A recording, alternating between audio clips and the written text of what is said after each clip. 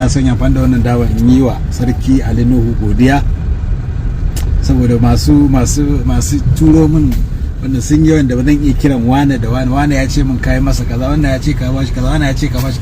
Assalamu alaikum maza da mata, yara da manya, masoyan mu baki daya. Ina yi wa kowa fatan alkhairi kuma ina iya addu'a a gare mu baki daya. Ubangiji Allah ya ba mu ladan ibadan da muke yi, Allah ya sa muna ɗaya daga cikin yantattu na wannan watan da muke ciki, kuma Allah ya sa a maimaita da mu shekara mai zuwa. Allah ya sa muna da rai da lafiya. Sannan na son amfani da wannan dawa in yi wa sarki Ali Nuhu godiya saboda masu turo min wanda sun yi wanda ba zan iya kiran wane da wane ya ce min kai masa kaza, wannan ya ce ka bashi kaza, wannan ya ce ka bashi. Sun yi wanda ba zan iya, wasu ma na manta sunan su wallahi, amma sai dai idan tsayawa zan yi in ta tunani to zan iya. Sun ce a yi musu godiya. Allah ya saka maka da alkhairi da wannan abin arziki da ka yi wa kanninmu, abokananmu, da kai haddasa annanmu, hadda ma mu kanmu ba. Ni ma na shaida. Ga ɗaya daga ciki. Ni ma na shaida. Shi ma ya shaida. Idan yanzu lawan muna koma Kaduna kila ya sai gida. Kai? A'a, wallahi ba kai.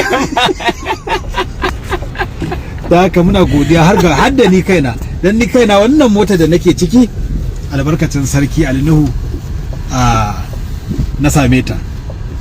Dan haka kuna ku kanana ne ba. Mu godiya mu ba ma duniya za mu yi wa ba. Shi za mu yi wa, kuma ita godiya da kake gani ba iya fatan baki kawai ake yin ta ba. Bahaushe ya ce menene yaba kyauta ne ko tukuici.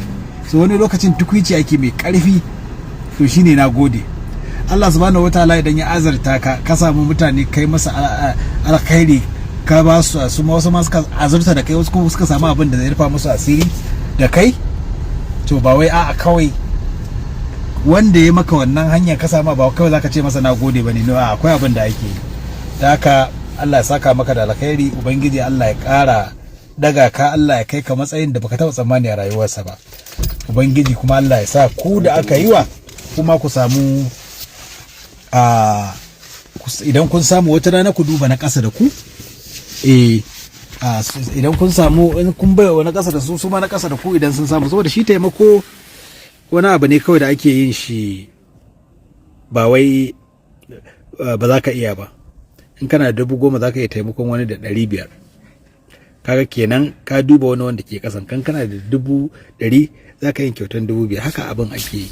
Ba wai ka ce kai ba za ka iya taimako ba, abin da ke hannun ka shi za ka duba ka gutsira ka bai wani wanda yake karkashin ka.